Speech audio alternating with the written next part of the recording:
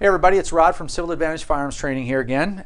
Today we're doing a review or general discussion of this bad boy here, the M14, or a little more accurately, the Norinco M305b. So this is the Chinese version of the M14.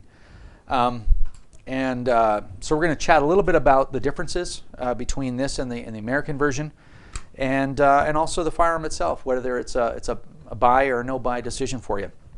All right, so I've wanted to do a review of this for quite some time. The reason why I haven't, and I put that in my feed and whatnot there, is that I don't consider myself an expert with the firearm. I don't like doing reviews or advising people about firearms that I don't know a lot about. I don't feel comfortable doing that. And to be honest, even though I own one of these and I've spent some time shooting it, and I've done some research on it, I'm still not the expert. And I have to be really careful about this one because this is a very beloved rifle. It has a very rich history, and there's a lot of people that know a lot about these guns. So if you have something to contribute about the M14, feel free to comment below. The people that read these comments are making buy or no buy decisions. So if you do that, we greatly appreciate it. Okay, so I didn't want to do a review till I own one, spent some time with it, and I have. So here's some insights. First thing I want to talk about is a quick little history overview of the M14. The M14 was used, I got some cheat notes here, make sure I got everything right. I don't do that often, but for this one I'm going to for sure.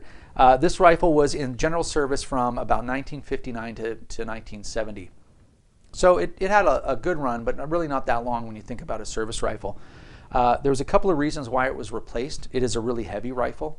Even though it's accurate, shoots a really heavy, reliable cartridge. It was a little bit too heavy and a little bit too long in its stock form to be run around in the jungles of Vietnam. Basically, that's what sealed its doom. Also, they used to come with a wood stock on them, and in certain environments that were really damp, high humidity environments, that wood stock would swell, would affect the accuracy of the rifle, which was bad, especially when you're using it to protect your life, right? You want it to kind of be accurate. And the other thing was that originally they were select fire.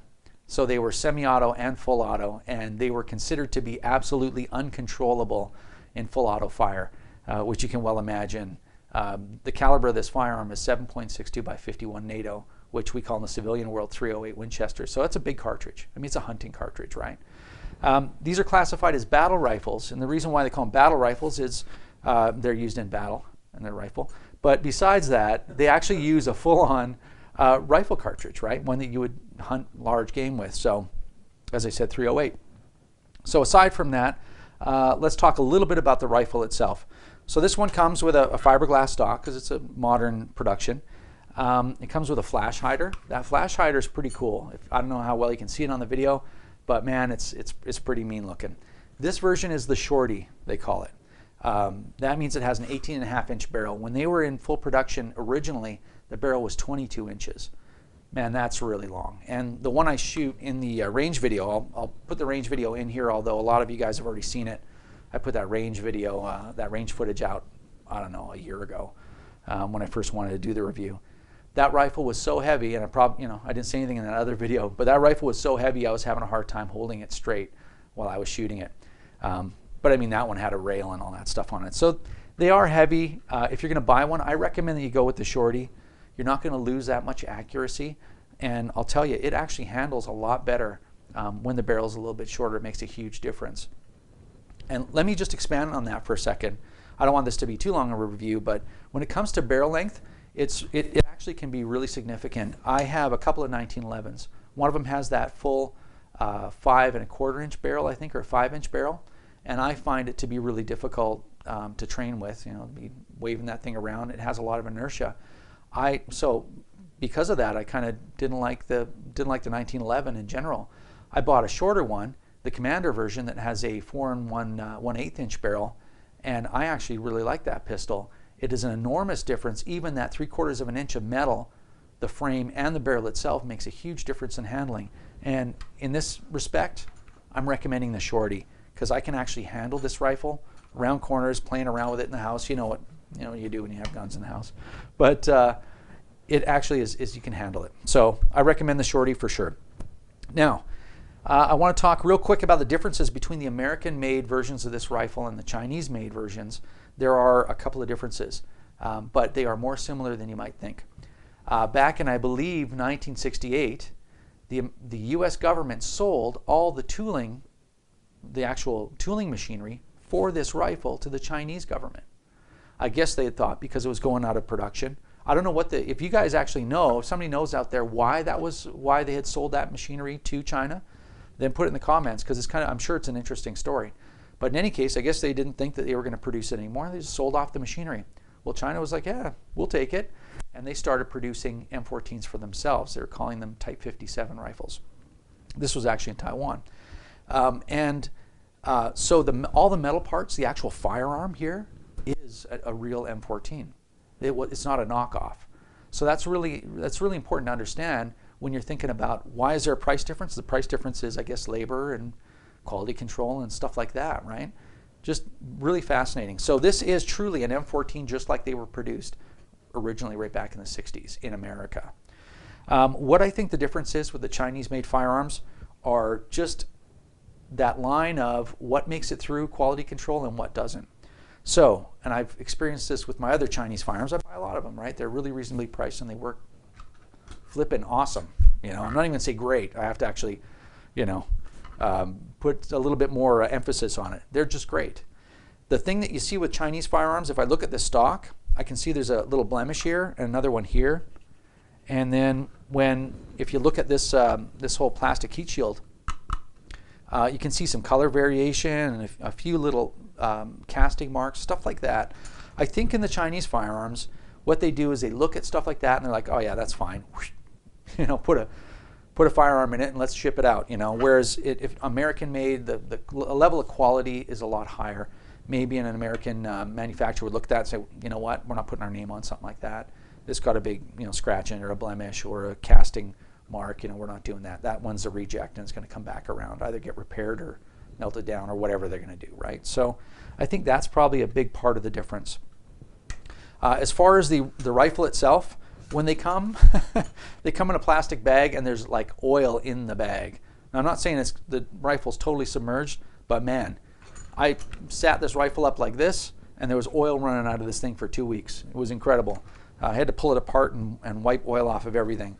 So when they come in the bag, if you want to store that for 30 years, no problem. That rifle, you'll clean it and that rifle will work better than the day it was produced, so no problem there. But once you get all the oil off, you actually find out how nice these rifles are. They're really nice. As I said before, sometimes there's consistency issues with Chinese firearms, but man, when I got this thing clean, I was really, really impressed. Really, really nice rifle. So these rifles are really, really accurate. Now, I'm not a long distance guy, so I'm not going to claim to be, oh yeah, I'm always shooting at 600 meters or something like that. I don't do that. But using these open sights, there's aperture or peep sights on this thing, and using these open sights, I can shoot stuff at 100 yards, no problem. And I mean, as I said, I'm not a big long range guy, right? From the standing position, so not resting on a sandbag or anything like that. And quite easily hit stuff at 100 yards. Even binocular shooting. So really nice, really accurate rifle. The action is really smooth and I'm really surprised. And here's why. I have a bolt action 308. I buy all my firearms in common calibers. 308, 9mm, 223, and shotgun 12 gauge only. So I always like to buy, and 7.62 by 39. I always buy common caliber firearms. So I have a bolt action 308. And I was sighting this thing in and doing some target shooting with it because I had some extra ammo kicking around that was 308. And by the end of the day, I had a sore shoulder.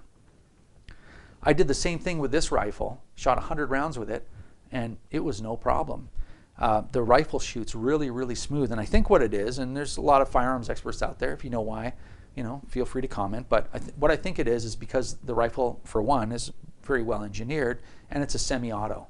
So a lot of that recoil, a lot of the energy that would be used up in the recoil or would be transferred into my shoulder is being used to cycle the action. That's why I think it is. But anyway, shoots really smooth, doesn't jam. It's gorgeous.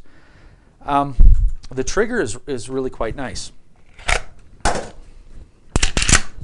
The trigger has absolutely no take-up. I mean, I'm thinking it's 2 millimeters, and then when the take-up is gone, it breaks right away. The trigger is really great. It's not super easy to pull, like it's not super light. It's not a hair trigger by any means. I would say 7 pounds, maybe. Again, when the trigger doesn't have a long take up and it breaks that immediately as soon as there's resistance, you're going to have a more accurate firearm. You're not going to be jerking the firearm around trying to shoot it. Told you about the flash hider, told you about the short barrel. Other than that, I'm going to keep it short. I would buy this all over again for, I think, $429, what I paid for it. It's a fantastic buy, a really fun rifle. I didn't know that I would really like to shoot a large caliber rifle like that, for target shooting and just kind of general monkeying around. But it really is enjoyable. So I'm really glad I bought it. So hopefully that helps. If you guys have any advice or have any extra information for people trying to make a buying decision, feel free to put that down in the comments. And as always, I really appreciate everybody watching. And yeah, drop us a line. You can see us on the web at www.civiladvantage.com. Thanks for watching and take care.